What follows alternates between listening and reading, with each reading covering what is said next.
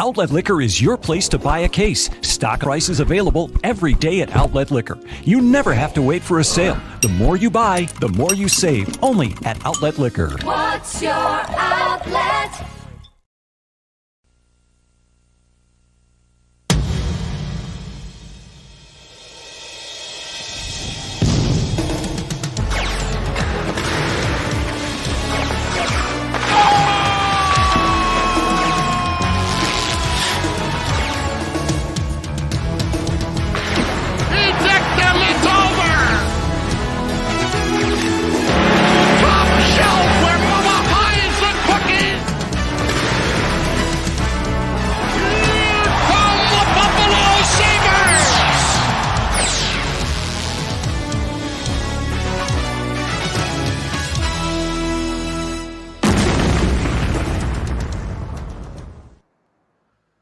Welcome, everybody, to episode 139 of Two Goalies, One Mike, brought to you by Outlet Liquor, the place to buy a case on George Urban Boulevard. As you saw in the ad, get over there, tell them the voice from Two Goalies, One Mike sent you, and they'll take care of you.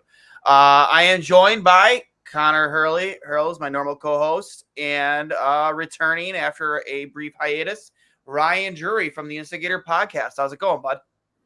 I'm good, guys. It's a pleasure to be back. I feel like I haven't seen you in a while, and yeah, there's a lot to talk about. So yeah, it's great to be back, man. It's definitely been a minute. And hello, Matt. I know it's been a 2 weeks since did we record last week, girls? We did last week. Super quick because there's basically nothing to talk about. But yeah, we're almost back. We're almost back. There's a 24 days, 24 sleeps until opening night against the Rangers. You're already counting sleeps. I love it. Sleeps, 24 sleeps before we hopefully see Devin Levi repeat history and make his Sabres regular season opening night debut and get another W against the New York Rangers. But a lot to talk about. And we've talked about in the group chat quite a bit. And I know, Drury, you're pretty passionate about your opinions with this particular subject, so we're going to get right into it. Mike Babcock has been fired, been shit-canned, been kicked to the curb. What other euphemisms are there? What else? Got anything else? Pink slip. Turfed, yes. Yeah. Yep. But yeah. I mean, we're talking about Ohio. This is the Buckeye State. He's been stiff-armed out of his coaching seat. Right. I mean, yeah, it's one of the weirder stories. You know what? Actually, that's not true. I'll walk that back. This isn't weird or surprising at all to anybody who knows anything about the game or has paid attention to anything that this cat's been up to for the last couple of years. It's not weird or surprising at all, actually. Yeah, I've heard when Columbus announced the hiring, it's been 4 years, and I'm not comparing the two coaches because they're two completely different people. But I also remember that Lindy Ruff used to get criticized a lot in Dallas because he was just an old hockey talking head, a guy who wasn't willing to evolve to just the culture of hockey nowadays and the younger, how you're supposed to treat and talk to players. And, I thought, well, if Lindy changed, he changed dramatically in New Jersey. He figured it out. Maybe Babcock can too, because I think he was coaching a high school team before this, wasn't he? Didn't he take over some high school program or maybe a junior hockey program? He I believe was at a prep school, a Saskatchewan prep school, which essentially amounts to collegiate hockey, I believe was what he was coaching back in his home province of Saskatchewan. So yeah, and he wasn't there for very long either. I think he was only there for about a season or so. Yeah. And I mean, is that an attempt right before he tried to get right back into the swing of things in the NHL to show that he could, relate to the younger generation, to relate to younger players, to help, not be the same shithead that he was with Toronto and probably before with Detroit? I mean, probably, I imagine that was just a ploy. I honestly don't know. I can't can't get inside this guy's head and figure out, the depths of what makes him who he is, but who he is just a bad guy. And like, here's the thing, right? Like you bring up Lindy. Yes, is Lindy, and is he still, like, in terms of his way of communicating on the bench during a game, and I'm sure in the room, a little more on the abrasive side? Sure. And you could say the same thing about Ken Hitchcock and Torts and, many other guys who are still in the league and who are not in the league anymore that, were certainly, quote unquote, in your face and would tell you in no uncertain terms that you weren't playing well, and, would do it in such a way that maybe some people nowadays are uncomfortable with.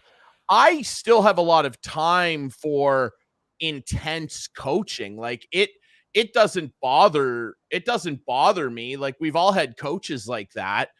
The thing of it is, though, that I've almost never heard anybody say a bad thing about playing for Lindy or their experience playing for him, that he sewered them or played mind games with them or treated them horribly off of the ice. It's one thing to go on the ice and say, what the F are you doing? That's a brutal play, blah, blah. Like, look, my cousin is still coaching in the league and has coached with Torts for the last 6 or 7 years, and also coached right before he joined Torts staff, funnily enough, in Columbus.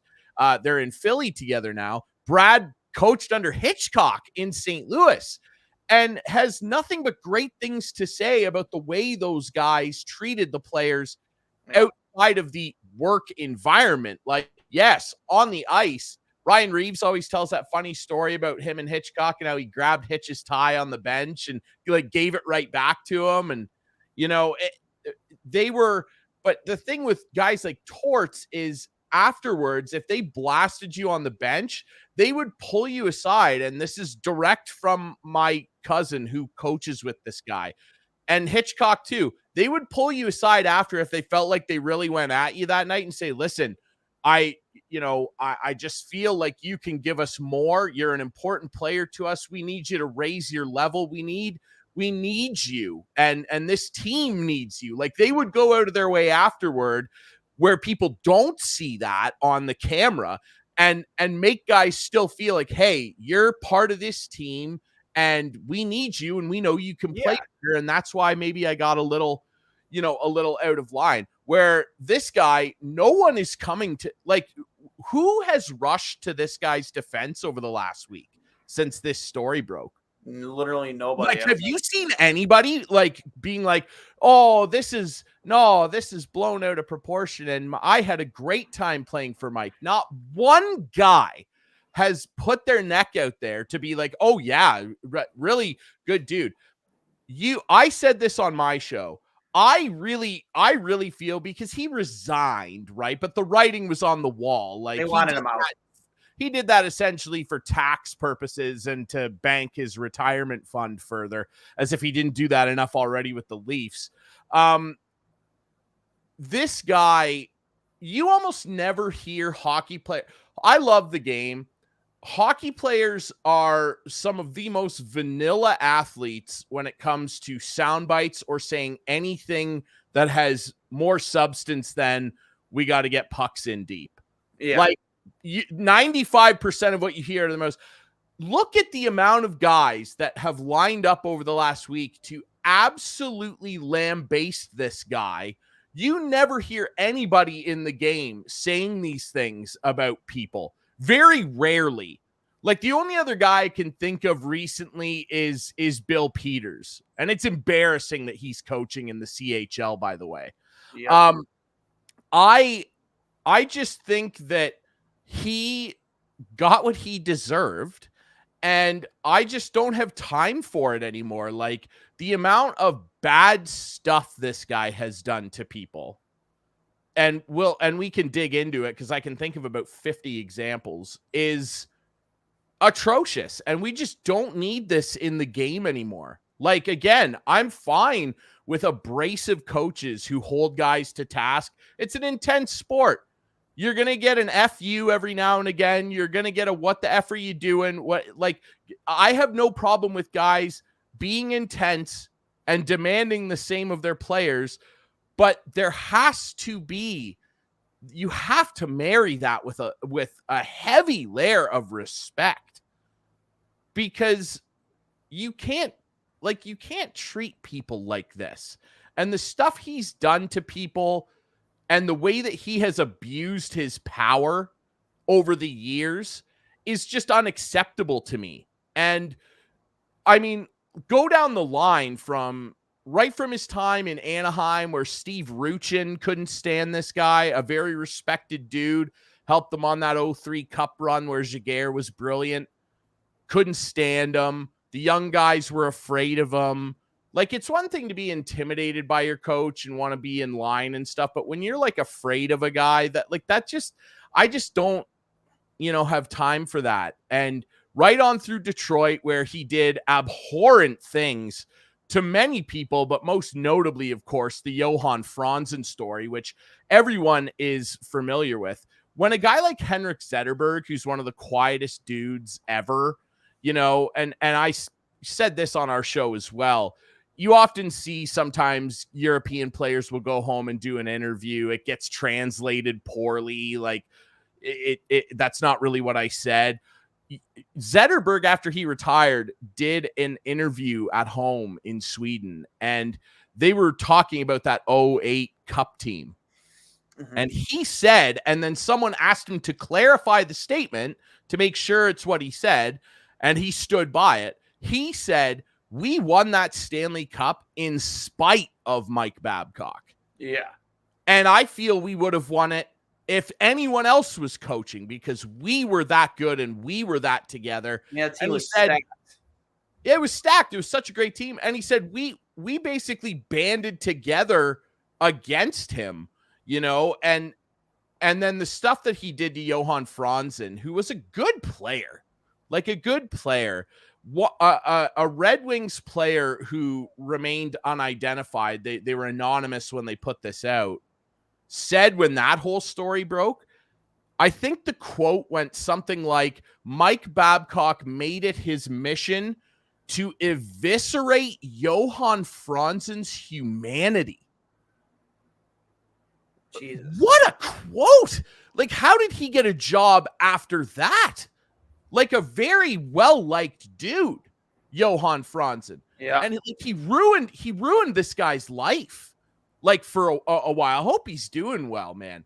And then he comes to Toronto and takes a young player in Mitch Marner, a guy that they so coveted, Mark Hunter, who was his GM in London, joins the Leafs, and there he is at 4th overall, and they take him, and he's going to be another part of the building. Remember, he's pre-Matthews.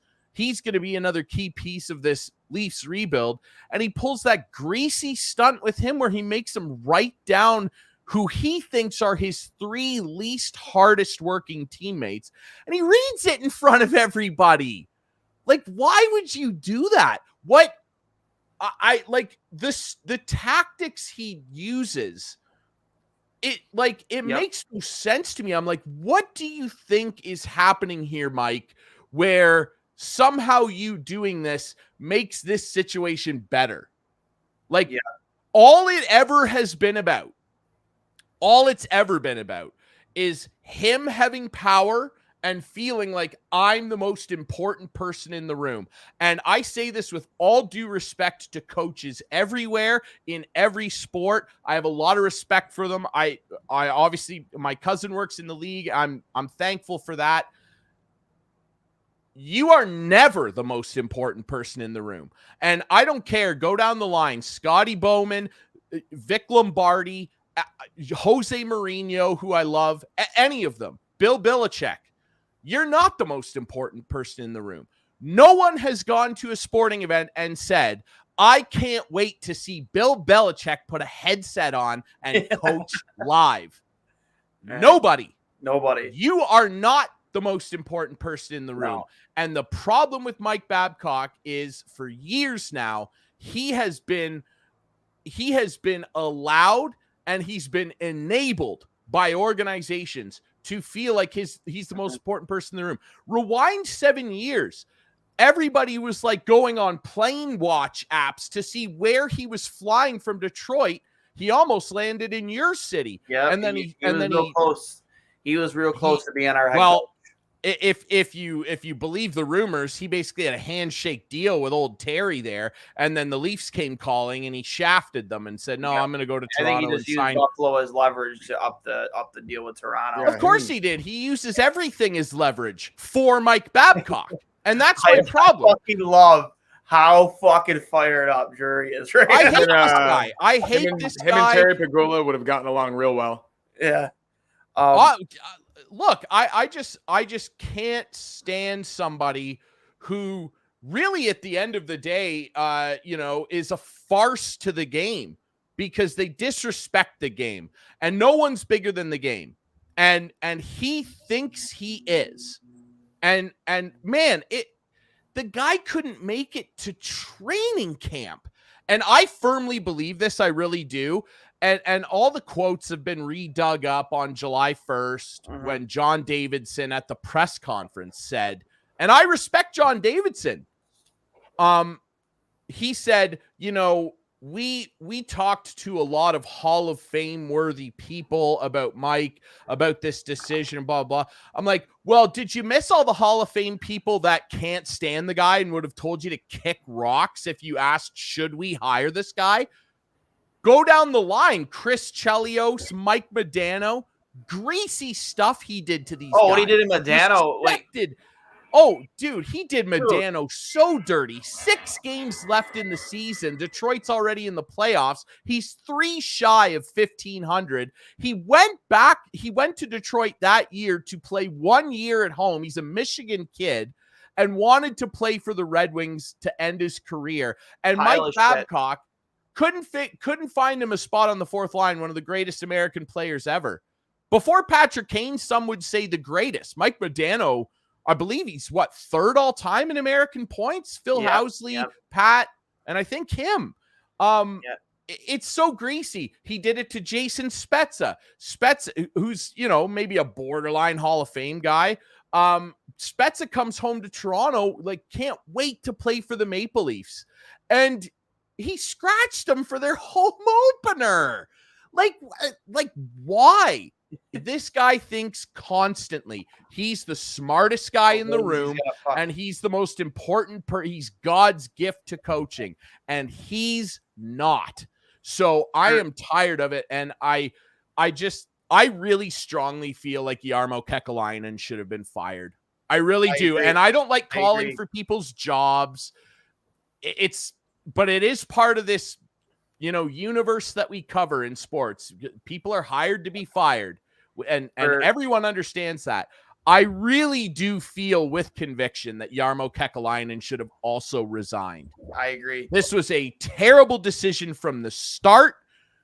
No one was in support of it, and no one will ever be in support of this guy showing up in a hockey rink anywhere ever again. And if they are, shame on you, because this guy is a criminal element and I can't stand him. For context, when Drury first started his epic Babcock rant just now, the Johan Franzen incident, it was an interview, as you stated, I think done in Sweden. Let me see here. In an interview with Expression, Franzen described Babcock as a great coach, but he's a terrible person. The worst I ever met. He's a bully who was attacking people. It could be a cleaner at the arena in Detroit or anybody. He would lay into people without any reason. Asked if a player ever came to him and accused Babcock of abusive behavior, former Wings general manager Ken Holland told the Free Press, no. The answer is no. Okay, Ken. Franzen also confirmed a story Chris Chelios revealed during a episode of the Spit and Chicklets, the podcast that broke this whole story. The incident happened during Game 5 of the Wings 2012 playoff series against Nashville. Some of the things Babcock said to him, referring to Franzen on the bench, I don't know what he said to him behind closed doors one-on-one, but he blatantly verbally assaulted him during the game on the bench. Chelios said it got to the point where poor Johan, no one really knowing he was suffering with the concussion thing and the depression thing, he just broke down and had a nervous breakdown. Not only on the bench, but after the game in one of the rooms in Nashville. It was probably one of the worst things I've ever seen. This is coming from Chris Chelios. One of the toughest competitors of all time. One of the most respected American-born players, just players on the just all around. And I know, Hurls, you've been waiting for a minute to chime in, so I'll let you get right in here now. But yeah, the word of a guy like Chris Chelios, and you already mentioned Zetterberg. The word of Chris, that holds a ton of fucking weight, man. He's not going to bullshit you. Yeah, I don't have much more to say than Drury so eloquently did. I think we kind of talked about it last week. We knew he was a bad guy for a long time. And the NHLPA did an investigation and they confirmed what we already knew. I guess like Boone Jenner released like a half-hearted statement when this news came out. Like, oh yeah, I was just showing pictures of my family and my wedding and things like that. And Babcock obviously denied it, and the GM and the owner denied it. But when you actually looked into it, you realize that this was obviously true. Like, I think people get on Spittin' Chicklets and other podcasts like that for like maybe like coming up with stories or like maybe fabricating certain things here and there in the name of good content. But this felt so specific and so targeted in a way that they wouldn't have put this on their show if this wasn't true. Like, they have a lot of credibility, as much as people don't want to say it. Like, Paul Bissonnette works for the league now as an analyst on NHL Network with TNT. Ryan Whitney has a lot of friends in the league still. And they told this story in a way that wasn't just superfluous. Like, it was very specific, and it was so specific in a way that it needed to be looked into. And when you got into the nitty-gritty of it, it reaffirmed everything we already thought about Mike Babcock. Yep. So, yeah, I don't need to go into his character. We all know what that is. I was talking with Duane before this podcast. We were wondering, where does Mike Babcock go from here? Both of us kind of agreed we have no idea. As you said with Bill Peters, does he get a job in juniors? Does he get a job overseas? Like, who would hire this guy?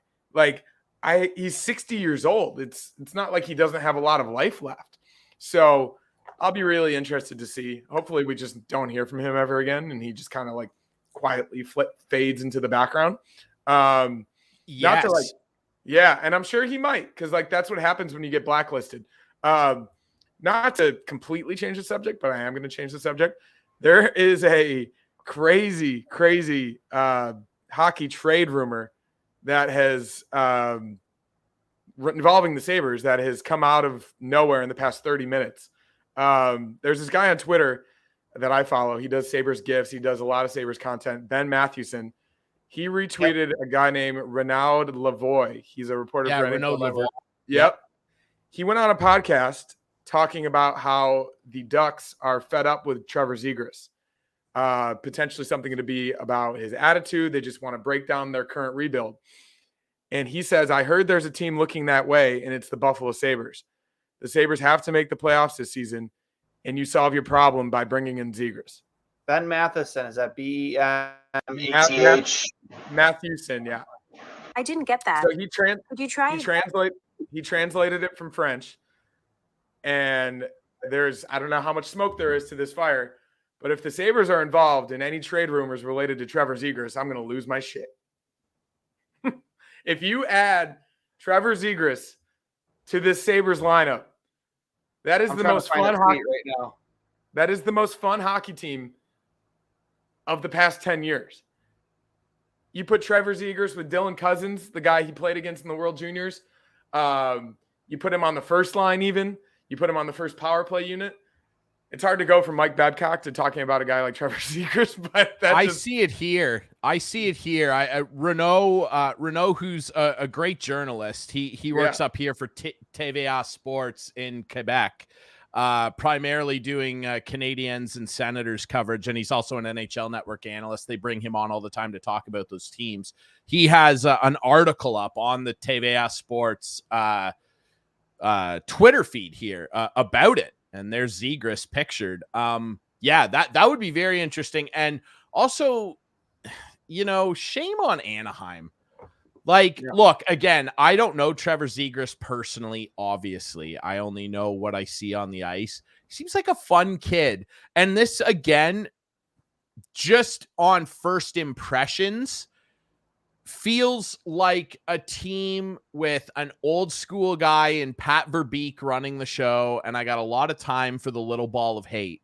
But it just feels like an old school guy who doesn't like this new, fun, hip player who's doing stuff that he would never do, and they got to force him out. It feels, it's just goofy. It almost reminds me of like Subban in Montreal. He's too fun. He's too energetic. He's too gregarious. Ovi back in the day. Oh, he celebrates goals too hard and blah. It's like, dude, well, okay, good luck replacing that. Like, Anaheim stinks. Who the hell are they going to replace this guy with? Like, yeah, the Sabres have lots of guys. Who are you asking for? Is it Matt Savoy? Is it Benson? Is it like those are the level of guys you would assume Anaheim would be wanting back if they're smart. This doesn't, like, for the Sabres, it would be a really fun addition, of course. And I almost wonder if Zegras wouldn't just be a winger, if he wouldn't play up on that top line with Thompson. Can you imagine him feeding Tage in the slot? That's a lot of fun. Yeah. But from Anaheim's perspective, this makes, you know what this is? It's the Samueli family not wanting to pay Trevor Zegras over $8 million. That's all this is. He's worth every money too. And they're probably, dude, we're talking about Anaheim here, and with all due respect, it's Anaheim. They always rank in the bottom third, bottom sixth, typically, in attendance. If they get rid of Zegras, who I bet you on any given night, if you go to the Duck Pond, every third jersey is a Zegras jersey. This will be like Ohtani leaving the Angels. It will crater fan interest. They're going to lose both. And let me tell you a little something about Anaheim. Nothing really goes on down there. I've been to Orange County many times in my 8 years in California. I mean, the fan interest is there, but like, it's essentially just only if they're really good. Yeah, it's a suburb of LA. Like, nobody's really interested in any professional sports. I know there are fans in Anaheim, and I excuse those that are really passionate. Pardon me, those that are, but like, it's a bad market to have two, let alone one professional sports team. I know they had a lot of good hockey teams back in the day with Chris Pronger and Paul Kariya and J.S. Shiger, and they won their cups, and the Angels won a World Series. But it just doesn't seem like they have the ownership in either case to really go for it in any instance, because they're always competing with the LA teams. Like, it's hard to get fans for the LA teams. Like, the only team that's actually popular in all of Los Angeles is the Lakers. The only team that has legitimate and the Dodgers, legitimate diehard fans. Like, nobody cares about the football teams. Nobody cares about the Kings. Nobody cares about anything else. So to have that like environment already, and also putting it in the suburbs where people definitely don't care about it, it's a bad matchup. And like you said, I mean, this kind of goes back to the Babcock discussion, but like, Trevor Zegras is the poster boy of the new age in the NHL, of trying ridiculous moves. He executed against the Sabres, the flip pass over the net to Sonny Milano that he whacked in out of the air. That was one of the greatest highlights of the 21-22 season. Yeah. He's done the Michigan in game, I think, twice now. He has a swagger about him. I think of him before that World Junior game against Canada a few years ago, where he did that interview walking into the arena. He was just like, yeah, we're going to go in, we're going to get him to the corners, and we're going to beat him. And they did. And they won 2-0, and he was the best player in the game. Having a guy with that amount of confidence and skill and swagger on a team like the Sabres, who already have, I think, it seems like 8 to 10 of those guys, with a guy like Zach Benson coming up, that would be unbelievable. It would be the perfect fit. What do you trade for him? So I was going to mention this. Ben also offered a potential package, which I think would be really good. and this also includes a guy we've talked about for months now in John Gibson. He says UPL, Olofsson, one of the non-Benson prospects, so that would include Savoy, and a pick for Zegras, Gibson, and 50% retained. So obviously they're over Gibson at this point, and bringing in Gibson to the Sabres would be a really good fit. Bringing in a guy who still has something left, giving you that veteran, solid goaltender that you need to pair Devin Levi with over the next 2 to 3 seasons. You have to give up a top prospect, which the Sabres have in bunches. At this point, like, they lucked into Zach Benson. So if you give up anyone not named Zach Benson, you're fine with it. UPL obviously would be expendable. He's already is expendable given what we think of Devin Levi. And we already thought Victor Olofsson was going to be traded. So any type of package like this, and I don't know how the Ducks would feel about it. Maybe they would want more, but like, that's a lot to give up for a guy like Trevor Zegras. So, and I know there's a lot of excitement around like Savoy and Benson and potentially playing together because obviously they played in the WHL together for their entire junior career, and the success they've had is unbelievable. But I agree, any non-Benson prospect is really up for grabs. And at this point, the concept of Savoy and Benson playing together is maybe not even next season. Yeah, like if that potentially could be. Oh, that's what I'm saying. Like, great if it happens, but if you could package a Savoy into a deal that brings you Trevor freaking Zegras on this team, like where he'll actually be appreciated.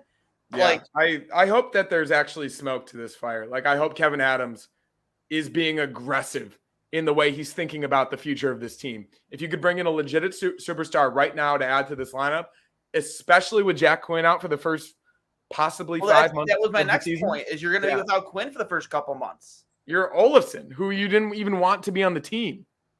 So yeah, I really hope he's being aggressive. A lot of people feel like the Sabres didn't do enough this offseason. In the back of my mind, I'm one of them. I think Connor Clifton is a nice addition. I think Eric Johnson is a nice addition. I think Devin Levi is only going to improve. But they did not add to their forward group. They're running it back. Which I think us, the fan. Oh, go ahead. One of the better forward groups in the league last year. But it's still kind of unproven. So, yeah, well, unproven in the sense of getting over the playoff hump. But they score a lot of goals. What they have the 4th best goals per game last year, yeah, 3rd or 4th, like real elite offensive team. You have to think that's like not necessarily sustainable either, though. Like they had probably not. No, they had like three 9-goal games. Tage Thompson had 5 goals in one game. They also had a few nights where they got shut out. I mean, I know what happens with these hockey seasons. Yeah, I guess my overall point is that we wanted Kevin Adams to be aggressive at the trade deadline in February to get the team over the hump to make the playoffs. He got Riley Stillman. He got Jordan Greenway. Good pickups. Jordan Greenway is probably a 3rd liner this season. Riley Stillman's probably not even going to be in your top 6.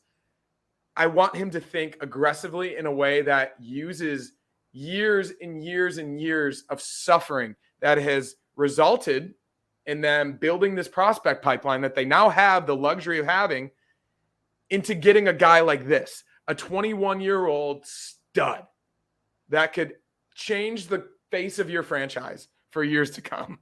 Like that would send a shockwave through the NHL if the Sabres traded for Trevor Zegras. So it would. Could you imagine, like honestly, imagine 2 years ago we had Jack Eichel, unhappy, the neck, not the neck thing like a downplay, it was a serious injury, but like, the trade request, and then the post the off season remarks about there being disconnect, and then the off season where it's just like, when is he getting traded? Where is he getting traded?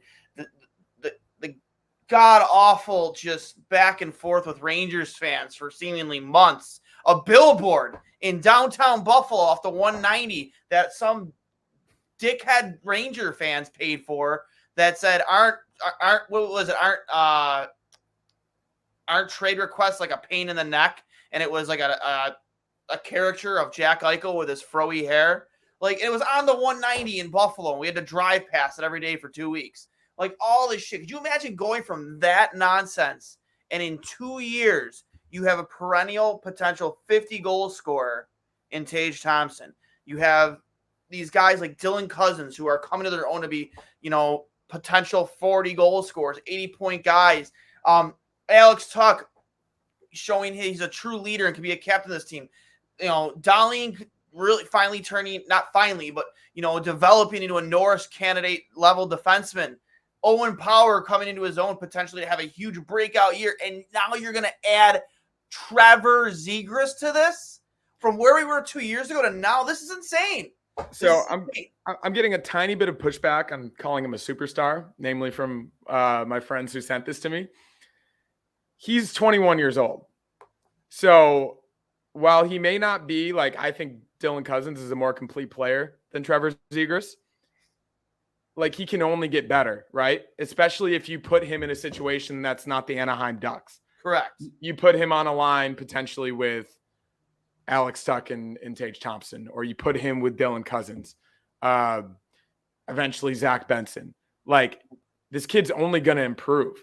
And you put him in a system like Don Granado's that favors this type of creative offensive playmaking and expression. Correct. And look what it's done for Jeff Skinner's game. Obviously, he was a good goal scorer before Rolf Kruger put him in jail. But while he may not be an A1, Tage Thompson level superstar, he's still arguably potentially a top 20 player in the game. Maybe not player, but top 20 forward if he reaches his potential. I don't know. I just think his style of play and the creativity that he possesses and the skill that he possesses potentially could be a really, really good fit. It's obviously not going to solve your problem of being physical and that playoff type of player that the Sabres have needed for so long, but hopefully that they work on that with their third and fourth lines, potentially even at the trade deadline this year. I don't know. I think if you look at your prospect pipeline, you look at the guys that you could potentially trade, even potentially getting a guy like John Gibson, I think you really take a hard look at that if you're Kevin Adams. Oh, for sure. That's why I was glad that broke while we were on air, because we get your live reaction here at Two Goalies, One Mic. And remember, this is brought to you by Outlet Liquor, the place to buy a case on Georgia Boulevard. Man, I need more information to come out. Yeah, exactly. Obviously, more information to come out. This is just kind of looks like a shoddy translation of a French podcast, but like Drury said, Renaud Lavoie he's a respected journalist. This is not this is not a random bot on Twitter. Yeah. This isn't some guy. Renaud has been doing great work in covering the game for a long time. He, especially in Quebec, where they've got their TVA is their sports station. That's the Quebec sports network. TVA Sports is that's their TNT. That it's a big deal, and he's worked there and done great work for a long time. Yeah, it's not some guy. And I agree with everything you're saying. For people that say that Zegras isn't a superstar, people just go generally, oh, well, he's never scored 100 points, so he's not a superstar.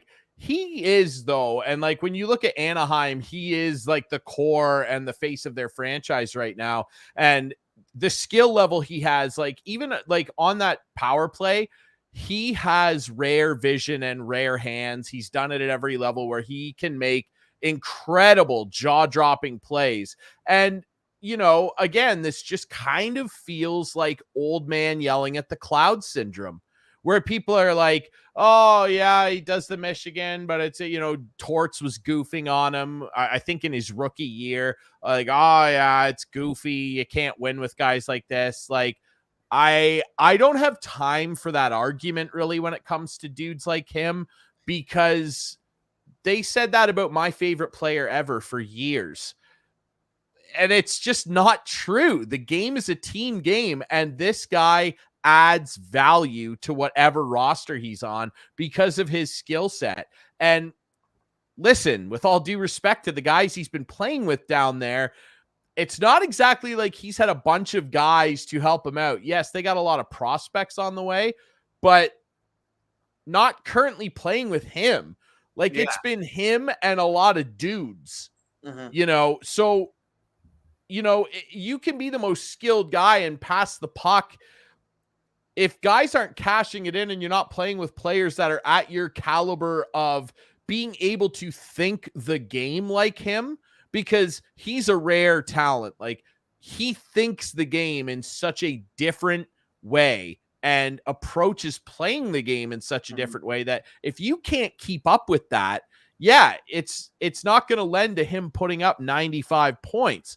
But pairing him with a bunch of guys on the Sabres would, if he's putting it on Tage Thompson's tape back door, it's going in the net. And he doesn't play with a lot of guys like that in Anaheim. As far as John Gibson goes, I've said this numerous times. I have arguments with guys in my like fantasy hockey league all the time, because they're obviously looking at it from like a fantasy value, but from a real life value, I still strongly believe, and maybe I'm biased because I watched him play junior and I've seen his career, I still strongly believe John Gibson's one of the most talented goaltenders in the NHL. He had a game really with 70 do. saves last season. Like he still has it. This guy's not old. What's he, 31? Yeah. Maybe 32. Like when people are constantly going, oh, if you're over 30 in sports now, you're old. I understand, but like this guy, first of all, he hasn't had to play a ton of playoff games the last number of years. And second of all, in terms of raw skill, he is one of the most skilled and capable goaltenders out there. And I think leaving Anaheim for him in particular would breathe new life into his career, and he could put up a monstrous season. I still believe he's that good. I've always wondered ever since the rumors about him started coming out last year, I've always wondered, Pittsburgh Penguins, guys from Pittsburgh. Yep. Don't know what they really have in Jari. He's pretty hit and miss. Casey DeSmith is gone. Kyle Dubas is very aggressive. There were rumors about Dubas maybe being interested in Gibson in his time in Toronto. They went the Anderson route. I wonder about that. However, if he was part of the package as well for the Sabres, like what a guy to pair with young Devin Levi. I still think John Gibson has a lot of value. I couldn't agree with you more. Like, guy's got a lot of miles on him, not because he's old, but because like just the amount of pucks he's taken over the past, 5-6 years. That team is just kind of like, I wouldn't say in the exact same situation that Buffalo's been in, but like trying to find direction, rebuilding, developing through the draft. They've been slowly trying to build something successful there. And in the meantime, you have a goalie that's ready to win now, not later. And he's just been taking a ton of pucks. But to your point, he's still very, very good. And whether it's in Buffalo or, I listening to the After the Whistle podcast earlier today, they even said, like, what do you do with the Pittsburgh Penguins once, Malkin and Crosby are gone? They're going to be in the same situation that they were before, the Crosby, draft when they won that lottery. It's like they're in for a lot of pain. They were in bankruptcy. They couldn't get fans to come to games. So do they try and milk whatever they can that's left in Crosby and Malkin, go get John Gibson? Who knows? I don't know. Like that would be a good destination for him. But I digress. I love the idea of Trevor Zegras in a Buffalo Sabres uniform for all the points both you and Earls made. He's dynamic. His vision is damn near second to none. He's just so much fun to watch. I know, like, you hear the cliche sayings and say it's like hockey podcast. He's an electric factor. He is the kid. Everything the kid does, it's just exciting to watch, and he does it with ease. It's like, he's a video game. He's a cheat code. And I watched a lot of him leading up to that draft with Cousins, and his highlight tape, if anyone wants to go on YouTube, watch his junior highlight tape. His biggest thing was his passing. Like some of his, like, vision behind the back passes, backdoor. Obviously, you're doing this in juniors, but he's at least like done a little bit of it in the NHL. Obviously, he's had a lot of highlight reel goals, but his playmaking is his biggest strength. And if you add that to the amount of goal scorers that are currently on this team that also have playmaking skills, but having that be his biggest strength to the top of this lineup, obviously Zach Benson is a guy in a similar vein. Him coming out of the draft, I think Micah Blake ranked him as one of the best playmakers he's ever tracked, not named Connor McDavid. His hands are outrageous. Exactly. So they're so good. You add that, like obviously, if Zach Benson doesn't make the team this year, he's going to make it next year. You add Zach Benson and Trevor Zegras to Alex Tuck, Dylan Cousins, Tage Thompson, Jeff Skinner, JJ Peterka, Jack Quinn. That's a Stanley Cup contender. Yeah, 100%. Along with Owen Power and Rasmus Dahlin and Matthias Samuelsson and hopefully Devin Levi being a top 10 goalie in the league. That is a insane lineup of hockey players. You want to know what that reminds me of so much? It's just those 05 to 07 Sabres teams, how deep they were. Derek Roy, so many good players. That Derek Roy, Max, and Vanek before Chris and Danny Briere left, they were the third line. They were the third line. Yeah, they were deep, man.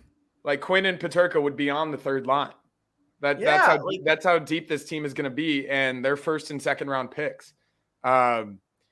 It's really wild to think about, and it's exciting because like this is the type of rumor that we need to get us to the season. To be honest, thinking about this type of thing, and as we said, like I really hope it's legitimate. Like if Kevin Adams wasn't looking into this, I think he would be doing a disservice to his team. He would be doing a disservice to the fan base if he at least didn't call and be like, okay, like obviously the return is going to be big. What's it going to take? Make that call. And if it's too big, it's too big. If they want Zach Benson, then you say no. If they want like 3 first-round picks, Zach Benson, UPL, all of a sudden everything else. I can't imagine. Yeah. And here's the thing too is, we knew it with Eichel is there was smoke here. It was created by Jack, but there were rumors before then, and that drives down trade value. It just does. If a team is upset with a player or a player is upset with a team, I'm not saying that you're gonna steal, make out like bandits in this trade. But at the end of the day, like, are you ever gonna get the true value for Trevor Zegras if these rumors are true? Probably not. You're just not. I just wonder what the point of this all is, like from Anaheim's standpoint. Yeah. Like if this is true and what they're upset with him, like I need more context there too. Like, what does that mean? Yeah. They're upset that he's asking for what he's worth, or they don't want to pay him because look, like the Samuelis, like they've done a good job keeping that team afloat, but afloat is a generous term that I'm using, and they are, they're one of the smaller ownership groups in the league. I understand that, and they're notoriously cheap, but man, you mentioned the word rebuild there, which is what they're in the midst of, and I know, Buffalo fans know a lot about that word. What's the point of this? Like, if the point is to rebuild, gather as much talent as possible, and then start to turn it into taking additional assets, filling out holes in your lineup, and building your roster back to respectability and a winning hockey team, trading away Trevor Zegras sets you back 2, if not 3 steps. I like Matt Savoy and whoever else, could be involved in the deal, but you do go backwards here if you're Anaheim. And I think it's old man yelling at the cloud syndrome. We don't like him because he looks like he's having fun playing hockey? Is that why we don't like him? Look, because he's fun? Supposed to be a job. That sucks, eh? Oh, it sucks to have fun playing hockey and be entertaining and be different and a little against the grain and make jaw-dropping plays so that people have fun watching the game. Because look, I understand coach, they want to win. They need to win. The teams want to win. You do need elite talent in any sport in some capacity, at least, to win. I just don't understand. They ignore a lot that this is an entertainment product. And no one understands that better than the NFL. Dude, the NFL, do you realize that like the NFL and the NBA currently has a lot of guys who they have no problem being outspoken and saying quote unquote controversial things, outrageous statements. Travis Kelce's dating Taylor Swift now. Like, do you realize that's been a big topic at TMZ Sports the past couple weeks?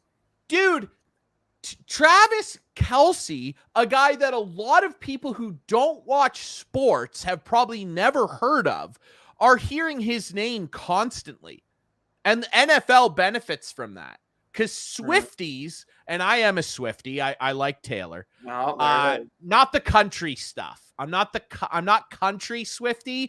I'm 1989 and forward. That being said, I'm sure I surprised some people there. I'm surprised this is where we've gotten on this podcast. This is great. My point is, it's entertainment. And people that don't pay attention necessarily to the NFL, but like Taylor Swift, are now going to go, what's up with this Kelce guy? Maybe it turns into some fan engagement. Who knows? The NFL and NBA have players currently, including Travis Kelce, who actively do podcasts like this one to engage fans. Travis Kelce and his brother Jason, who's one of the greatest centers of all time, the week before they played each other in the Super Bowl last year, did a podcast episode. People were like, well, I guess we're not going to get an episode of the I can't remember what it's called. It's New Heights. Yeah. People were like, oh, I guess we won't get it. They did an episode the week before they played each other for the championship. So entertaining. I think it got like 7 million downloads the day after it came out. It's incredible. Danny Every Green episode does a they do is podcast. amazing. Dude, it's such a good show. There's no NHL guys. And I'm not saying that we need hockey. I don't think Sidney Crosby and Ovechkin need to do it, although I'd watch that. I'm not saying that current players need to do it, but look at the engagement it creates and the basically free marketing that they're giving the sport. The NHL has nothing like that. And Trevor Zegras would actually be a guy, and PK Subban before him, that I could see doing something like that. But they won't, because hockey, it's all, and I love aspects of it, but this league will always be an afterthought in the United States compared to the other leagues. Yep. Because they squash stuff like this. And they take a guy with a personality like Trevor Zegras and they go, oh, he's having too much fun, you guys. What can we do to make him not do the extra dangle over the blue line? And look, I get it. There's merit to some of that. Yes, he does. Maybe he does do too much with the puck sometimes, but we don't like the flip over the net thing, even though it resulted in a goal, a positive thing for his team. I don't know if you know this, but you need to score goals to win hockey games, and it resulted in a goal. And we don't like the Michigan, even though it was a goal and it helped his team win, and he had fun. And so many people watched that clip of him the first time he did the Michigan, the Buffalo shootout goal last year. That's what people watch. Yeah. And if the NHL and people around there and the Ducks, they don't like it because he's too flashy, he's having too much fun. Yeah, God forbid we have too much fun and people actually want to watch our damn sport. What a joke. If they trade him, if the Anaheim Ducks trade him, fold them. I'm so tired of this. Like, it's so Lane, I mean, please. it's send funny them to though, Quebec. because like they're not even the most eligible franchise to be moved right now in the American Southwest. Like No. the Arizona Coyotes play in a college stadium. Like it's kind of embarrassing. It's really embarrassing. And to your point about NHL players not being marketable, like it's kind of on them too. Like Travis Kelce and Jason Kelce do that podcast on their own. Like they created this production company and now they have a legitimate team of editors and producers that do that podcast for them. Like, yes, to your point, do. like Trevor Zegras would be the guy to do it. He has the personality. He has the look. Him and Jack Hughes, anyone else, like any young guy with personality, like in the Travis Kelce mold, that would be the person to do this type of thing. And I do think that's coming because you have these guys that are coming up in the league, like Zach Benson as well, who are playing with creativity. They're having fun out on the ice. They're not these grizzled old veterans that clutch and grab all the way down the ice and don't like to talk to the media. Even look at Devin Levi. You were saying how hockey players are the most vanilla interviews ever. Like, listen to Devin Levi's post-game interviews in his first 7 games with the Sabres. He goes in depth to his mindset, to how he feels about the game. Maybe that's just because he was excited in his first 7 games as a rookie. But I honestly believe like that's who he is as a person. We've had him on this podcast and you listen to him talk there. He's an insightful, intelligent, interesting person. And I do believe that those personalities exist in the NHL. Unfortunately, I don't think Connor McDavid is one of them. Even if he was in a bigger market, not in Edmonton and not on national TV more than he is, I just don't think he's that guy. But no. Jack Hughes and Trevor Zegras are that guy. They are exactly the mold of a marketable superstar that you want.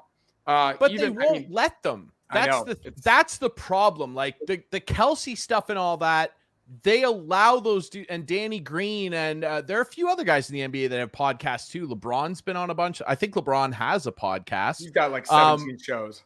Yeah. Like, yeah, of course he does. But of course he does. And like my point is, I don't need everybody to do it, but the few that show up that have a little bit of, a little bit of spark to their personality. I don't need Connor McDavid to do a podcast. And if hockey players come along or athletes in lots of sports come along that aren't talkative, I don't care. It's just that this league constantly shoots itself in the foot by trying to silence in a way. And it's done in a very like quiet way. It's done through criticism of people around the game. And like, I don't think anybody goes right to a guy like Zegras and says, hey, shut up, or don't do that. Don't be on the cover of a video game. It's not that. It's this quiet part of the culture where it's like, don't make it seem like you think you're a big deal, right? Like, don't make it seem, and that's part of the hockey culture where you can still be a big personality, but also be a good teammate. Like, it doesn't mean that you think you're better than everybody. It's just who you are. Yeah. And why is that a bad thing?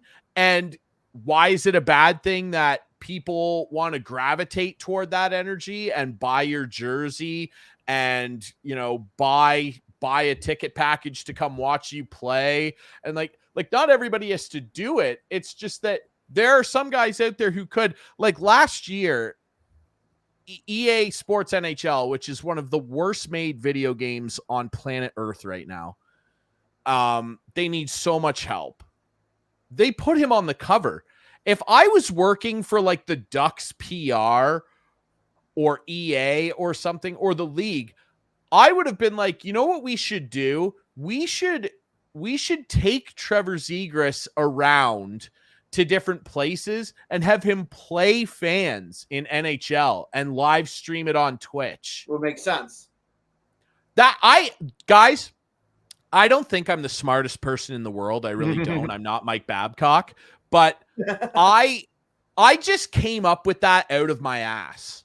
Like, that was something I just literally came up with off the top of my head. But they don't do this stuff.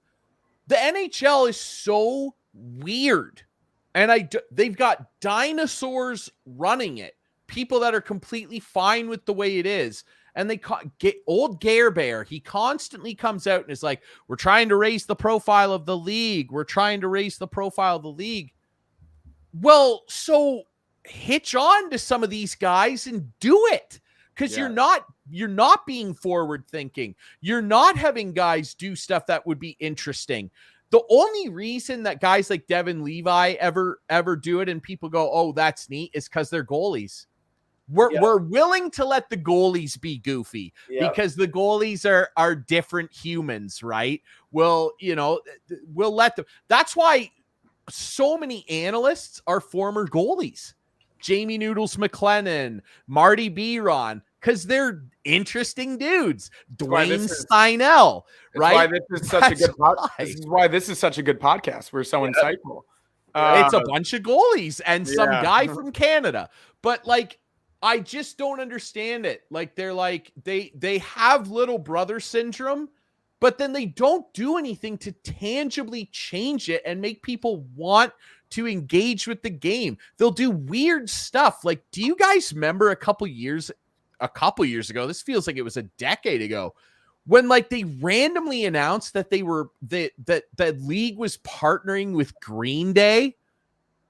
Do you guys remember that? We remember that. I remember that.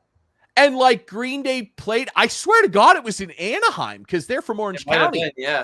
They played outside the stadium, and then no one ever heard from Green Day ever again.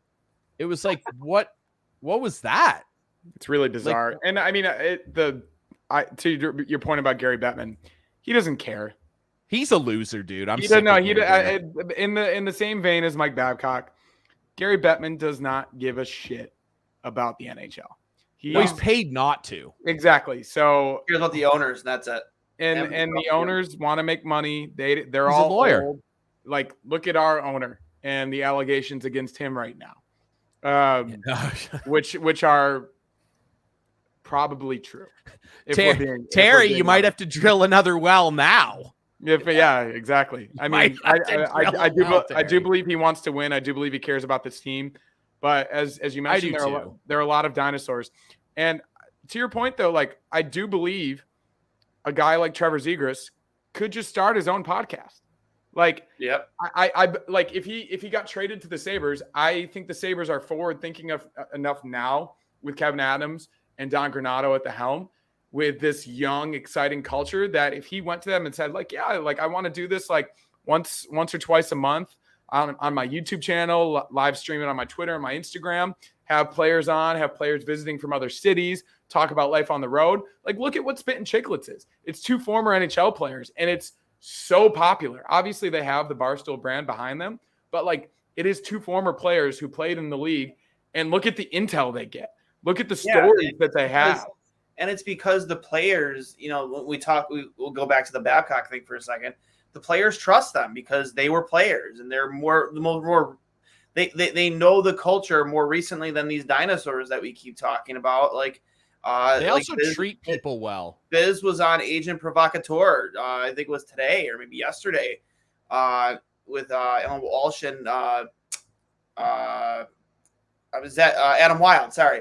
And he mentioned, like, why do people go to Biz, for this? Why don't they go to the NHLPA or something like that? Because, well, they're afraid of being blackballed by these dinosaurs that, don't understand this generation and its way of thinking. And they're, these guys have so much power and control over them. And he goes, so they come to guys like Biz. They come to guys like guys that they can trust. They tell them these things so they can be the ones that break the story. And I get it. They're like-minded, right? Like, they understand what it's like to be a player. And listen. Do I think there's a problem in hockey culture? Absolutely, 100%. It's non-negotiable. Sports culture, yes. But as much as we want to shake our fists at it, as much as, like, I've been in so many locker rooms. Girls, you've been in so many locker rooms. Drury, you've been around the game too. Like, is it ever going to fully change? No, it's not. It's just not. And you guys we can point the fingers at guys like Biz and Witt all they want. It's just the way they are. It's just the way they are. And hopefully we get to a point in the game where guys like Don Cherry, who call the Carolina Hurricanes a bunch of jerks because they do a post-game celebration, or whoever wants to criticize guys like Trevor Zegras. And by the way, their arena had never been fuller. Yeah, exactly. And, guys who, want to criticize Trevor Zegras because he's having fun out there and he's smiling, he's being creative, doing things that are causing, going viral. Like, yeah, we need to get away from those people who hate that. But will the game ever be the way everybody wants it to be? This is clean cut. No, it's not going to. I'm sorry, it's not going to be that. It never will be. But the sooner we get away from these people that we constantly have been talking about during this episode, the better. The better, for sure. But it'll never be perfect for everybody. It just won't be. We don't need it to be perfect, but I do think that there is an avenue where it can be an environment that is, built on being respectful and enjoying the product for what it is. Absolutely, yeah. Because the game itself, like the game that we watch is great. I think it's the greatest sport on earth. I'd watch it I'd watch the worst hockey game over the best of anything else any day of the week. I love the game. It's so good. God, it's such a good sport. And it's so underappreciated. And yes. Okay, so I'm personal. We can get to a place where it's not, and people enjoy it, and people feel like they can be themselves and succeed and be a good athlete. Like, we don't need everybody to be the, a poster boy for how we should all act. But we can reasonably expect people be respectful and allow people to thrive in this environment and not be chastised for it. And that's not impossible. And listen, I won't say his name on the podcast, but I'm personal friends with a current Bills player who, loves hockey. And he flat out says, dude, you go to a game, you can hit people as hard as you want. It's on open ice, how fast they're going. Just, you're shooting pucks over 100 miles an hour. He goes, I love going to games and watching. And you might probably even guess what I'm talking about. He's been at a lot of games. But it's such a marketable. It really is. When you have guys like that that are going, I love the game. It's because it's a marketable game, but the people who are trying to market it are just so out of their league and so out of their time. They stink. They stink, exactly. They stink at it, and that's a crazy thing too. As I'll close my thoughts on the subject, and I hope the Sabres get Zegras for you guys. Yes. That's the wild thing. You hear other athletes in North America, and a lot, when people ask them, hey, what sport do you like watching, or who do you guys really respect? Almost all of them are man, these hockey players are unbelievable. The other athletes see it, but the people that aren't familiar with the game don't see it and can't connect with it because the league holds itself back. Yeah. And until that changes, I don't know. Not to get back into the nitty gritty of Zegras here, but let's say this is real. One more final point on it. Let's say it is real, and let's say it happens, and you give this massive trade package, and you bring Trevor Zegras in. You're eventually going to have to sign him to a contract. He hasn't gotten a big deal yet, like Tage Thompson, Dylan Cousins. Maybe he got one after his entry level. But are you going to bring Trevor Zegras in to pay him more than Dylan Cousins and Tage Thompson? It's something you have to think about. Because arguably, I just did the hockey reference compare player tool with Dylan Cousins and Trevor Zegras. And it's the player that you compare them to because they're the same draft class. They were Captain America and the captain of Canada's World Junior team. He might not have been captain, but he was one of their best players in that World Junior tournament. Cousins went 2 picks before him. They have basically the same amount of games played, in their careers. Zegras has 20 more points in 20 less games played. It would be, I just don't know what it would do to the locker room to bring in a guy like that. And I mean, obviously Dylan Cousins and Tage Thompson took their deals before their breakout, basically at $7 million a year. But what do you pay Trevor Zegras if you bring him in? Like, how does that affect your salary cap? Like, these are obviously things you need to think about. And maybe that's a future you problem. You just bring in Trevor Zegras and you figure it out. But that's like a legitimate discussion because like people are arguing that. Oh yeah. Yeah. I mean, Dylan Cousins is a more complete player. Which Good thing the cap's going up. Yeah. I mean, that's you'd have to figure some stuff out. Well, that's the thing too. Is like you're always everybody's market value is going up every single season. Like Dahlin's probably getting 10.5 to not probably will get between 10.5 and 11 million a year. Where you have Cale Makar who's making 9. Like it's just, maybe you're not in the same locker room, but there's always somebody in the league that's making more money than you that shouldn't be. Like Tage Thompson had a better year, in my opinion, than Austin Matthews last year. And Austin Matthews got paid $13.5 million. Yeah, and he's making 7.7 or 7.8. Yeah, 7.1. I think 7.1 or 7.2. Maybe, and again, if this locker room is as close knit as they perceived, like we perceive them to be, maybe you're Kevin Adams, you just sit them both down, like, hey, I want to have this conversation with you. We have an opportunity to bring this guy into this team. Dylan, you're familiar with him. You've played with him. You've succeeded with him. And by all accounts, they seem like they're super cool with each other too. Yes. So yeah, I don't think they would have a problem with it. No, honestly, that's a conversation I think you can. I think they'd say, "Do this deal, Kevin." Yeah, I would hope they make the team better. Right? Is it going to be a problem if we have to pay him $8 million a year? With you two being possibly more productive players for this team, if we have to pay him $8 million a year, are you guys going to have a problem with that? I mean, and like it happens all the time in the NFL. Look what they just did to Patrick Mahomes. Joe Burrow got that contract to be the highest paid player in NFL history. And then a week later, they restructured Mahomes' contract. Yeah, everybody is getting more money than somebody. No, but like what I'm saying is that like it can be done. Like you can you can restructure Tage Thompson's deal to give him more incentives, to front load it, like to do different things. It's just something that's was brought up on Twitter that my friend Jack sent to me, which I think is a good topic because like you need. I will say this before they even think about doing this. You need to get Dahlin and Power done now. I think honestly, I really do believe that they're both done and they'll announce them before the season.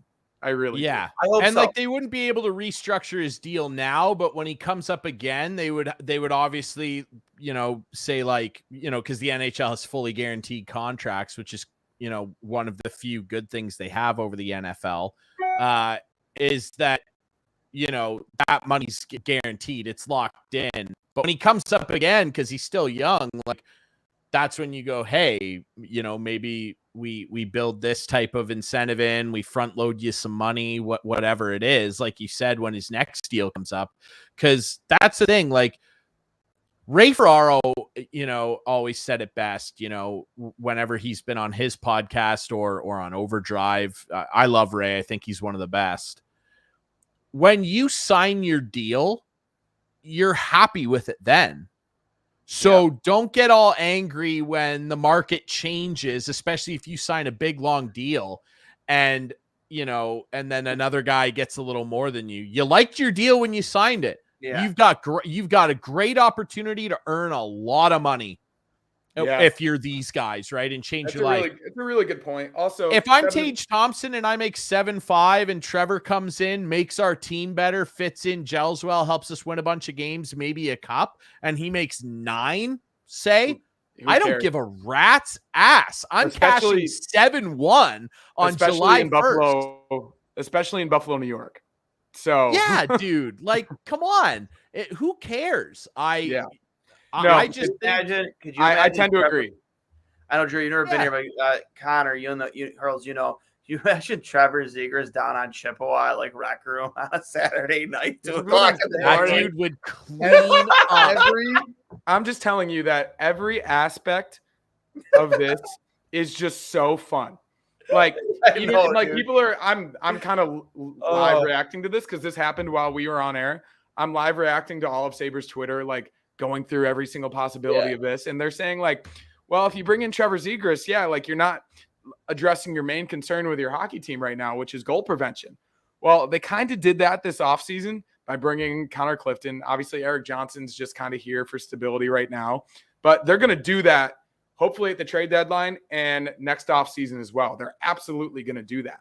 But if you have the opportunity to get Trevor Zegras right now and you play on the upside that you already have, which is offensive upside and scoring goals, and if you score more goals than the other team, Devin Levi's not going to care if you win game 6-4. Like, no, he's already said that. He's not going to give a shit. He doesn't care. Like, he just wants to win games. He doesn't care about his stats, especially when he's a young guy like that. He's a competitive person. Even after that Red Wings game that they won 7-6 in a shootout, he was just like, yeah, like, obviously I want a couple back, but like, it is what it is. Outscore the other team. Yep. He said there's nothing wrong with a little adversity. I remember that like vividly. I just he was think smiling the entire time. Exactly. So obviously he's a good head on his shoulders. And of course, like goaltending is a very tough position. And we all know that. But like, you're not going to tell me that bringing in Trevor Zegras, guess what? You're going to possess the puck more. Sometimes playing defense is just playing offense. You know what I mean? Like you possess. He'll draw penalties. Keep it in their zone. Yeah. I think everything about it, as long as they don't want Zach Benson, makes sense. If they want Zach Benson, it's probably off the table, but that's fine. Then you have Zach Benson next year. So, I don't know. Moving on, because obviously we were not expecting this. Yeah, it's a bombshell. Rumor to break. That is the definition of a bombshell for sure. But there is a new sheriff in Boston. Brad Marchand announced as the next captain. Many people expected that. But well-deserved, I guess. I would assume he's been a leader for that team. He's been a grimy leader, but a leader nonetheless. And I don't know who else you would have given it to. Pasternak. Pasternak, sure. I think they should have given it to Pasternak. In my opinion, Brad Marchand is a dirty player. He has been for years. And that's a bad example to set for the young guys coming up in your organization. I know fans in Boston love him. I know their play-by-play announcer, who's also a rat, loves him. But I personally hate Brad Marchand. So no, I don't think it's. You wouldn't want him on the Sabres? No, I wouldn't. Honestly, no. Get the fuck out of here. I think I really do believe he's a rat and he's a dirty player and he does things on the ice that go outside like your normal like view of the game. Yeah, of course he's a great player and he'd be good on the Sabres, but that's not going to happen. So I'm not even like concerning myself with that possibility. I think David Pasternak would have been a better captain, but that's me. I think McAvoy will end up being the captain because Brad is getting up there too. And eventually I think McAvoy will end up being the captain there. I understand. I've had this argument with Dark Guy for years. Anytime Marchand comes up, yeah, he's a grease bag on the ice. However, everything that you hear about him off the ice is that he's a great teammate, works extremely hard, and does set a good example in terms of the work ethic that it takes to be a great NHL player and a consistent player for the young guys. McAvoy's even said that, and so has Pasternak. So, and they just broke a record last year. Yeah, it didn't end well for them, but like he is a key cog in that. I do understand your sentiment though, because for other fan bases, he might be at the top of everyone's shit list. And I completely understand why. The licking thing, like all that, it's just the greasy spears, the greasy slew foots. Yeah, I don't have a lot of time for that stuff. However, if you told me tomorrow he could be a Washington Capital, where do I sign? Like, I want him on my team. Yeah, and I probably would too. That I probably just have so much hatred from watching him over the years.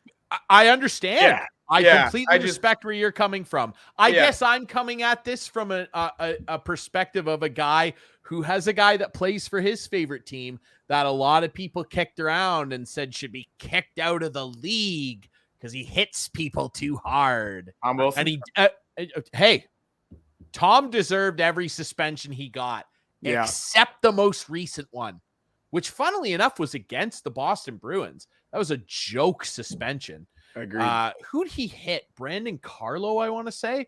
That suspension was an absolute joke. However, he deserved all the other ones, but he won a Stanley Cup. And that's all I care about at the end of the day. I mean, and Marchand did too, but like what, back in 2011? Yes, he did.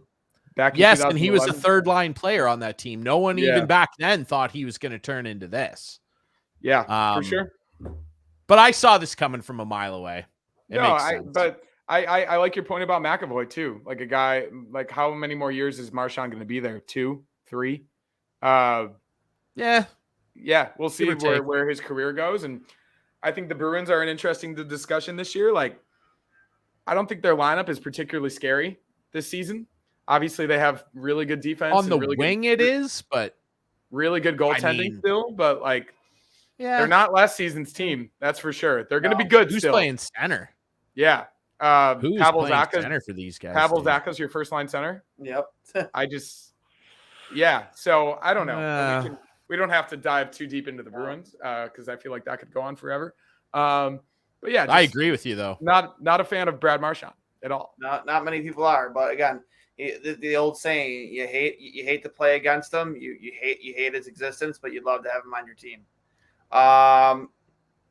Next transition into this, it was reported today that Steven Stamkos upset with the fact that the contract negotiations have not even really started, I guess, when he addressed the press today. Is anyone surprised by that? He's your captain, franchise leading scorer in both points and goals. Like, is that a surprise to anybody? Like, I mean, I'm kind of surprised by it. I think that's a guy that you want to keep happy. He's your captain. It's kind of another situation. Like, he's been there for what, 15 years?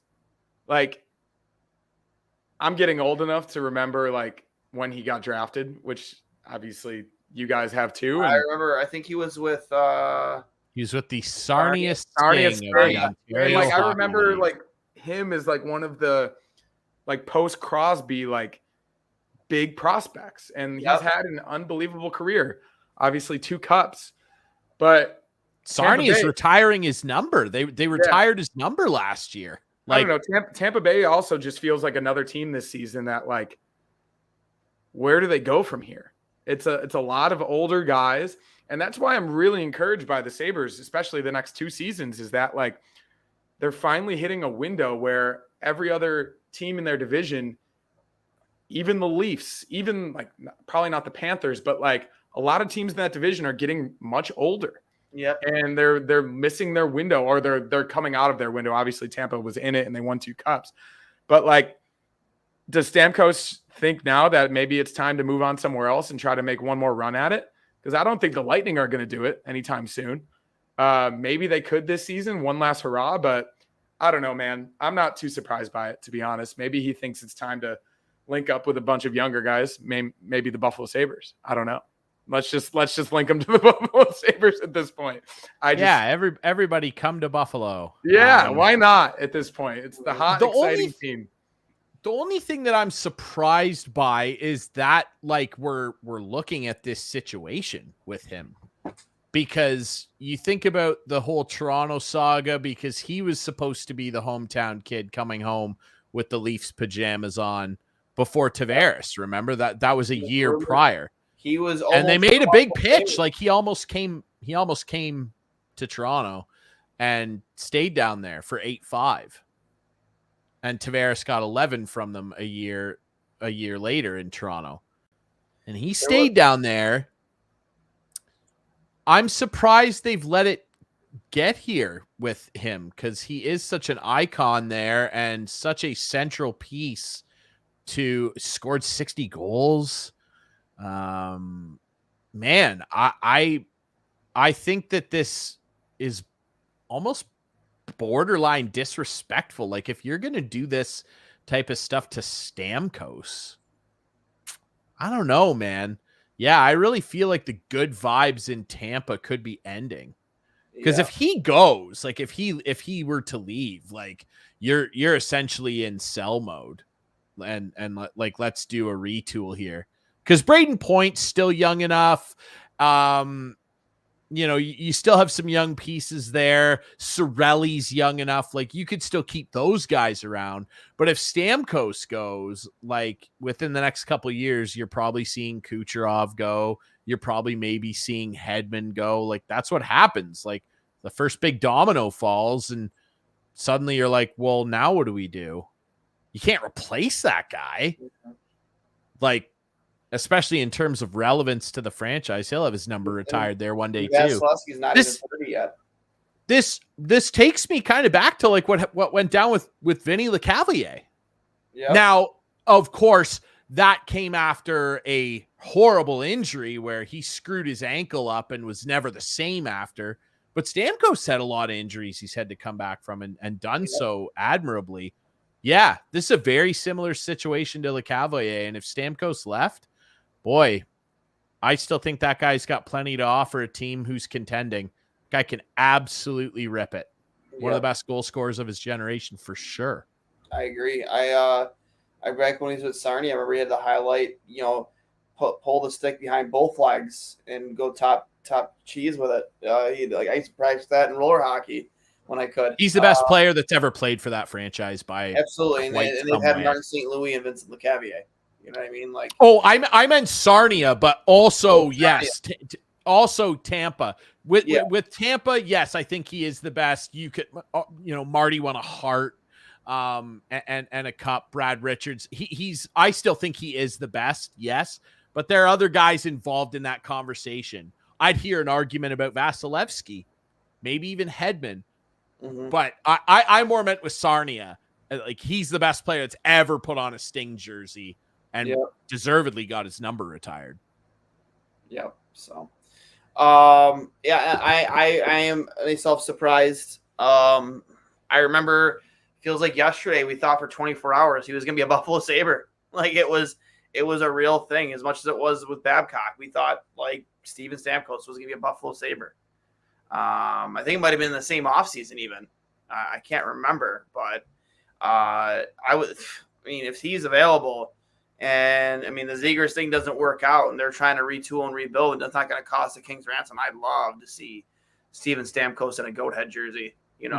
We talk about Pat Kane potentially. Get this train rolling. Everybody's coming in. I know everybody, and we have the cap space, and we have the capital to make it work.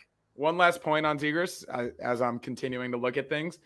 Your boy Kevin and Trotter 825 on Twitter. Yep. I think you interact with him a lot. He made a really good point about what this probably is. He thinks that it's leverage coming from Zegras' agent to the reporter to get this out there as camp is opening, press conferences, like get the media and fans like barking about him going to a team with a young core, the cap space to fit him, prospects to send the other way. So that the Ducks freak out and give him the deal that he's been wanting. Wouldn't surprise me. Exactly. And like that's a really good point about how this rumor just came out of nowhere from a legitimate NHL reporter. Because again, it makes no sense for Anaheim. Exactly. This probably is coming from Zegras' agent.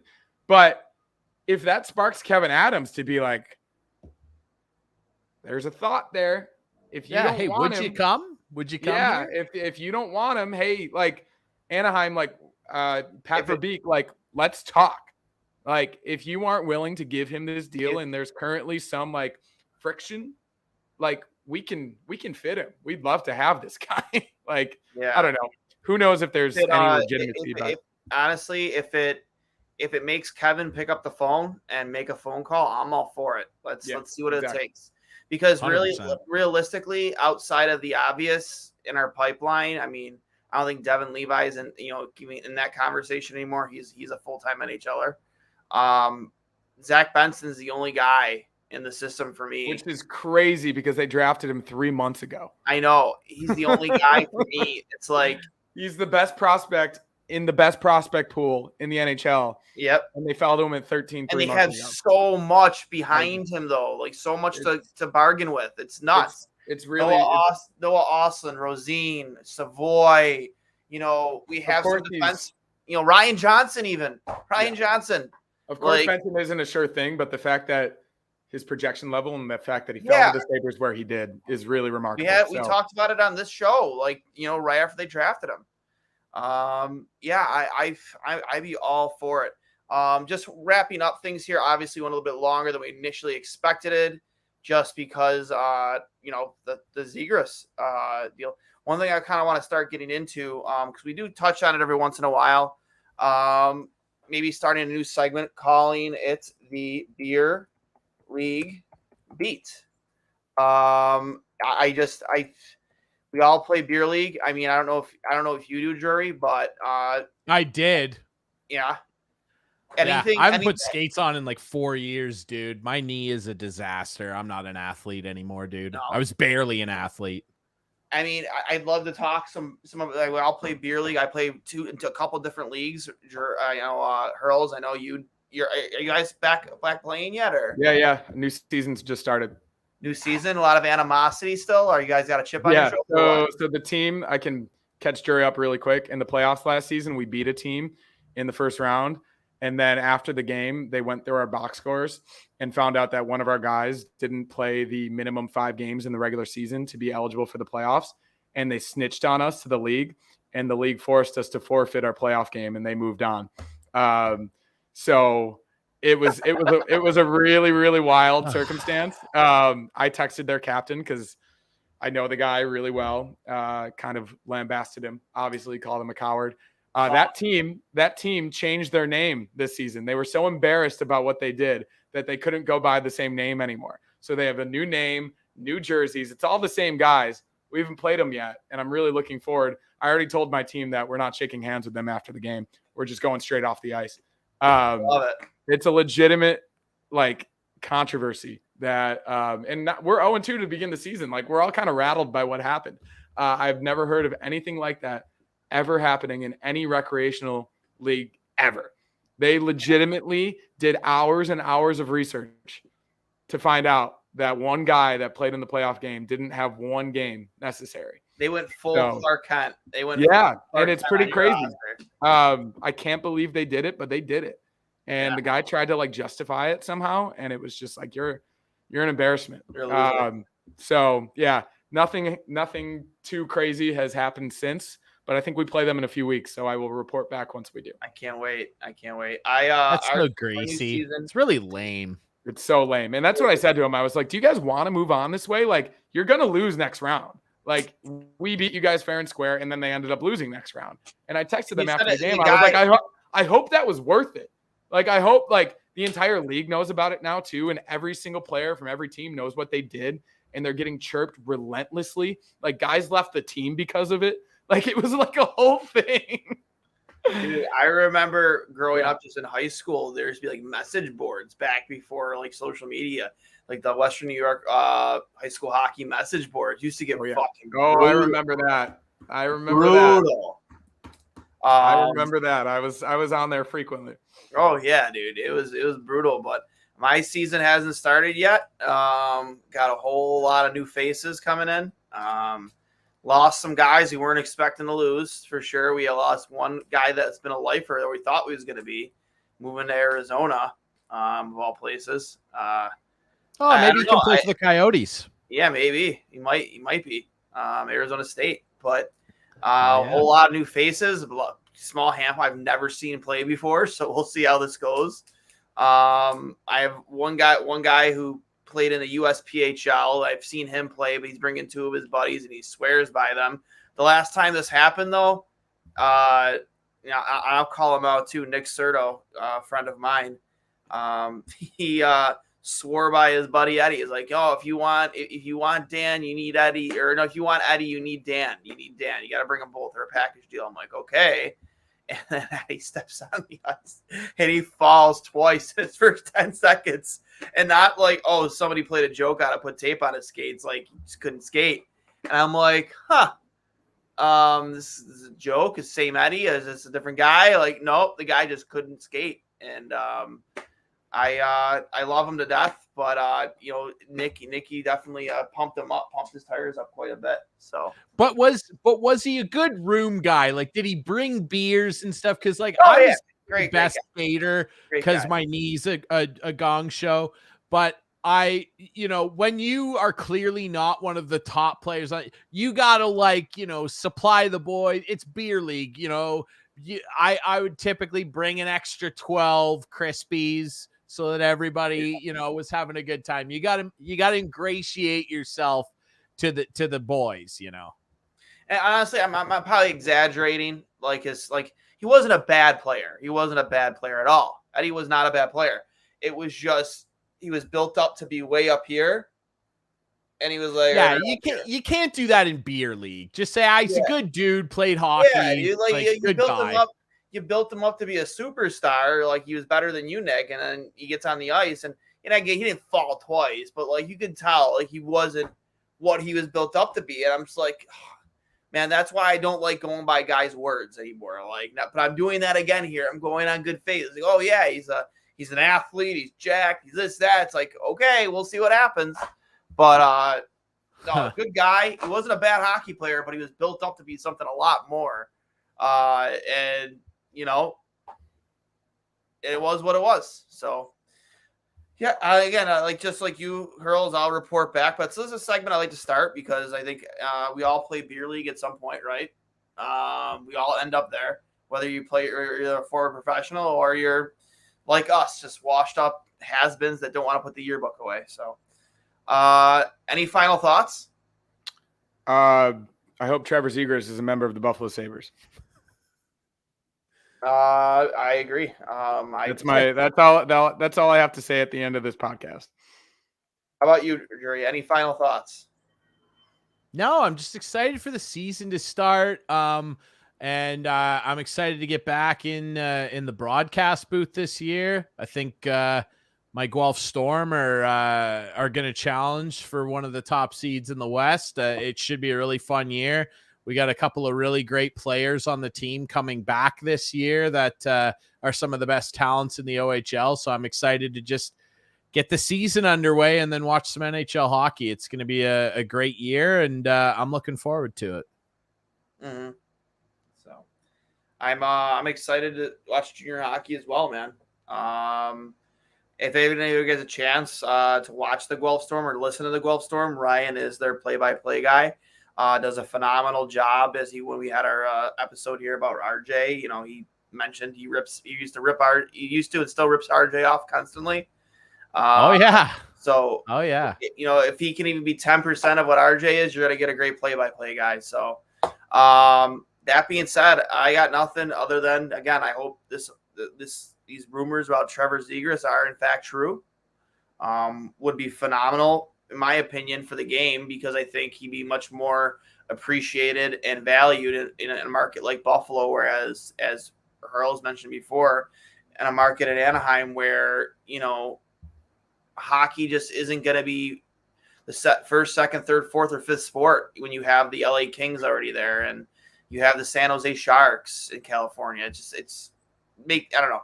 I think he'd be just much more appreciated here in Buffalo. So, that being said, this has been episode 139 of Two Goalies, One Mic, brought to you by Outlet Liquor, the place to buy a case on George Urban Boulevard. I am Duane for Hurls, and of course, from the Instigator podcast, I almost said Chris Jury, Ryan Jury. I'll take it. I'll take it. Make sure you go check him out. You want to plug your handles real quick, bud? Yeah, you can find the Instigating podcast, Instigating with Clarkie and Drury. It's just at Instigating Pod on social media. We do a weekly show, much like you guys. You can find it on all your favorite podcast apps. It's on YouTube as well. We have a lot of great people on. This week, we're going to chat with former Blue Jays beat reporter Barry Davis. Very excited to talk about the weird Toronto Blue Jays this year. They've been a fun team to watch. I will say that. No, they haven't. And that's kind of the point. They are as frustrating as hell. Fun to watch. Hey, yes, as a Red Sox fan, I'm sorry, but the Jays are They're interesting. I'll say that. So that'll be on the show this week. So, yep, you can find him again at those handles, the Instigating Podcast. Again, I am Duane for Hurls, for Cully, who isn't here, and Ryan Jury. We will talk to you next week. Take care.